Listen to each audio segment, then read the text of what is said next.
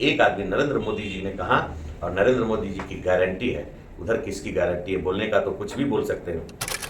जिनको कई दूसरे के घरों में आग लगाना है, नफरत फैलाना है, इसलिए किरासन खोज रहे हैं। जमुई में तो काफ़ी सारे विकास हुए। आदरणीय प्रधानमंत्री नरेंद्र मोदी का जब से हमारे देश में प्रधानमंत्री बने हैं, कई सारे उल्लेखनीय कार्य उन्होंने किया। आप देख रहे हैं कि जमुई के विकास के लिए उन्होंने वहाँ पे एक ये जो विदेश जाते हैं जो लोग, उसके लिए वहाँ पर पासपोर्ट ऑफिस खुलवाए। खाद्य आपूर्ति विभाग का वहाँ पे उपमंडल कार्यालय जमुई में खुला है। उसके बाद हॉस्पिटल खुला है। शेखपुरा जैसा एक छोटा सा जगह जहाँ की रेलवे लाइन बरसों से लंबित था, क्यूल गया लाइन, जिसका दोहरीकरण उन्होंने किया, विद्युतीकरण किया। हमारा रेलवे स्टेशन जर्जर था, उसकी नई बिल्डिंग बनी है। कई ऐसे कार्य हैं जो उनके द्वारा किए गए। कुछ ट्रेनें चलाई गई हैं जो अभी नहीं रुक रहा है। उसका कारण है कि स्टॉपेज बहुत नज़दीक है, लेकिन हम उम्मीद करते हैं कि बहुत जल्द उसका भी स्टॉपेज होगा। उसका कारण है कि माननीय मुख्यमंत्री नीतीश कुमार जी ने अभी से लगभग 20 साल से अधिक साल पहले शेखपुरा से नई रेल लाइन पटना के लिए बनाया था, जिसका डेडलाइन 2024 में पूरा काम खत्म करने का है। तीव्र गति से काम हो रहा है। इसी साल जब वो शेखपुरा से जुड़ जाएगा और तब यहाँ पे निश्चित तौर पर ट्रेनें रुकेंगी। विद्युतीकरण का कार्य उसमें चल रहा है। शेखपुरा के अलावे जमुई के इलाकों में आप जाके देखिए, हमारा जो शेखपुरा और जमुई दोनों आकांक्षी जिला में शामिल हुआ, और देश में सबसे तेजी से विकास करने वाले जिलों में शामिल जमुई है, उस शेखपुरा भी है। बहुत सारे उल्लेखनीय कार्य उन्होंने किया है। आप देख रहे हैं कि प्रधानमंत्री जी ने पिछले साल कई सालों से मुफ्त में अनाज दे रहे हैं। कई हमारे भाई कहते हैं कि अनाज पहले भी मिलता था। पहले जो अनाज मिलता था उसके लिए पैसा लगता था। कई लोग कहते हैं कि पहले किरासन मिलता था। अब बताइए कि इस युग में जहां मोदी जी की सरकार और नीतीश जी की सरकार ने हर घर बिजली पहुंचा दिया, हर घर सड़क पहुंचा दिया, तो क्या जरूरत है किरासन का?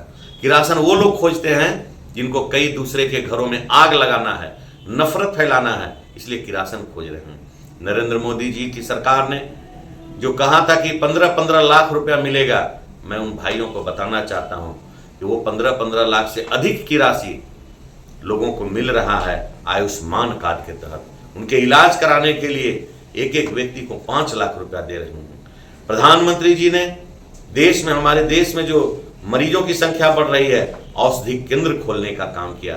प्रधानमंत्री जी ने मकान बनाने के लिए गरीब गुरबों के लिए उन्होंने 2-2 लाख रुपया देने का काम किया। नरेंद्र मोदी की सरकार जब आई तो देश में जिस प्रकार अशांति का माहौल था, आप देख रहे हैं पिछले 10 वर्षों में कहीं भी देश के अंदर कोई भी दंगा फसाद की बात नहीं हुई, कोई भी दंगा नहीं हुआ। हमारी जो सीमा था, पहले असुरक्षित महसूस करते थे, वो सीमा हमारा सुरक्षित हो गया। धारा 370 जो था उसको उन्होंने वादा किया था, उसको समाप्त किया ताकि अमन चैन से रहे, भेदभाव रहित रहे। ये सब जो योजनाएं हैं किसी एक धर्म के लिए, किसी एक जाति के लिए नहीं है। जमुई के अंदर चिराग पासवान जी के नेतृत्व में कई उल्लेखनीय कार्य हुए हैं जो धरातल पर हैं और धरातल पर आने वाले हैं। अरुण भारती जो हैं, उनके बारे में कई लोग कहते हैं कि ये बाहरी हैं। मैं बताना चाहता हूं, भारत एक है। संविधान ने अधिकार दिया है कि भारत का नागरिक ही चुनाव लड़ सकता है। तो मैं पूछना चाहता हूं, क्या ये भारत के नहीं हैं?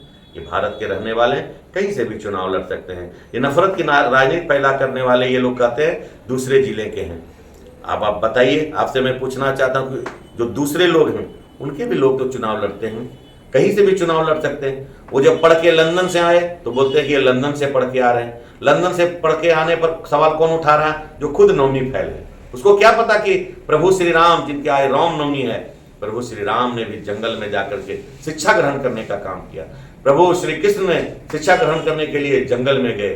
उसी प्रकार हमारे ये अरुण भारती जी शिक्षा ग्रहण करने के लिए विदेश में गए, लेकिन शिक्षा जब ग्रहण करके आए तो उनकी जो वहां से जो ग्रहण किया, जो उन्होंने ज्ञान प्राप्त किया, उस ज्ञान का फैलाव ये पूरे जमुई जिला सहित पूरे देश को लाभ मिलेगा। कल की सभा में तेजस्वी यादव ने ऐलान किया है कि 1 करोड़ नौकरी देंगे हमारे सरकार आएगी तो। भैया उधर जो है तेजस्वी जी कुछ बोलते हैं, राहुल गांधी कुछ बोलते हैं। राहुल गांधी जी बोलते हैं कि 30 लाख को रोजगार देंगे, नौकरी देंगे। ये कहते हैं कि 1 करोड़ देंगे। प्रधानमंत्री तो तय नहीं है।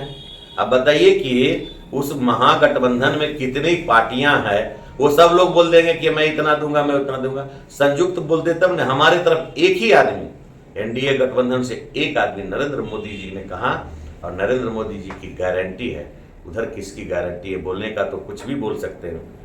अब बताइए कि बिहार सरकार का कोई एक मंत्री कहे कि मैंने नौकरी दिया है, मुख्यमंत्री नहीं दिया है, तो मैं उनसे पूछना चाहता हूं कि जब सब काम आप ही किए हैं, तो इस बिहार राज्य में 17 महीना में जो समस्याएं रह गई थी, आप तो बोले थे कि सभी आंगनबाड़ी को सरकारी कर देंगे, सभी आशा मित्र को सरकारी कर देंगे।